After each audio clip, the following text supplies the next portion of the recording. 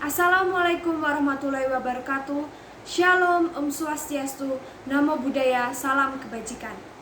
Dalam mosi perdebatan kali ini mengenai Undang-Undang ITE menjamin dalam mengatasi cybercrime, kami menyatakan kontra. Sejalan dengan yang dikatakan oleh Carl von Savigny bahwa hukum yang baik adalah hukum yang mengikuti nilai-nilai masyarakat. Tapi yang terjadi hari ini justru pemerintah menciderai nilai-nilai masyarakat dengan hadirnya Undang-Undang ITE itu, di mana masyarakat merasakan keresahannya. Masyarakat beranggapan bahwa hadirnya Undang-Undang ITE saat ini mempersempit ruang mereka dalam berekspresi, mempersempit ruang mereka dalam menyampaikan pendapat, menyampaikan kritiknya, karena pada sejak disahkannya Undang-Undang ITE di tahun 2008, yang dimana terutama pada pasal 27 ayat 3 mengenai pencemaran nama baik, masyarakat menjadi resah akibat hadirnya pasal tersebut, yang dimana pasal tersebut dianggap pasal yang tidak jelas tolak ukurnya, bahkan dianggap menjadi pasal karet yang dimana menimbulkan multitafsir, banyak tafsir di masyarakat. Bagaimana tidak seperti pada kasus yang pernah terjadi di tahun 2009, kasus yang menjerat seorang wanita yang bernama Prita Mulyasari, yang dimana dia dijerat dengan dakwaan pencemaran nama baik, namun akhirnya dia dibebaskan karena hal itu tidak terbukti. Itu hanya satu dari puluhan korban lainnya, dimana kita ketahui bahwa pasal 27 Undang-Undang ITE ini sudah menjerat puluhan korban yang dianggap mencemarkan nama baik, padahal pasal tersebut menimbulkan banyak tafsir dalam masyarakat, menimbulkan multi tafsir itu sendiri, yang dimana akhirnya Undang-Undang ITE ini dianggap sebagai undang-undang yang tidak jelas, undang-undang yang dimana tidak bisa membedakan antara korban dan yang mana pelaku, yang baru-baru ini pernah terjadi di Indonesia juga, yaitu seorang pegawai Alfamart yang memvideokan pencuri coklat di tokonya. Akhirnya dia dipaksa untuk membuat video klarifikasi, dia dipaksa untuk membuat video permintaan maaf, karena jika dia tidak membuat video klarifikasi dan video permintaan maaf itu, dia akan dijerat dengan pasal 27 tersebut, pasal pencemaran nama baik.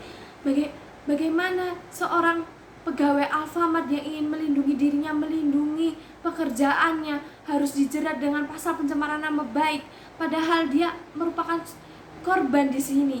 Dan oleh karena itu Undang-Undang ITE ini kami tidak menolak hadirnya Undang-Undang ITE, tapi bagaimana pasal-pasal karet yang hadir akibat Undang-Undang ITE ini yang justru meresahkan banyak masyarakat, justru menimbulkan konflik baru di tengah masyarakat itu sendiri, yang bahkan saat ini apabila dikatakan Undang-Undang ITE ini menjamin dalam mengatasi cybercrime, nyatanya saat ini di Indonesia kejahatan cyber itu masih meningkat dari tahun 2015 hingga saat ini masih mengalami peningkatan itu sendiri.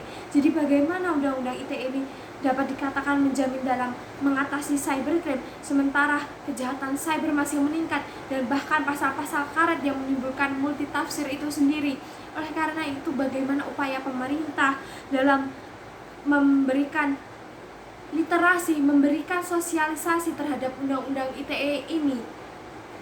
Karena apabila kita lihat bahwa hadirnya Undang-Undang ITE itu sendiri tujuannya adalah untuk mengatur sistem perdagangan digital, termasuk penipuan berbasis online, yang dimana kita di era digitalisasi ini, di era 4.0 menuju 5.0 ini, kemudahan arus informasi ini, dimana kita memiliki kemudahan dalam mengakses informasi, tapi banyak terjadi kejahatan cyber.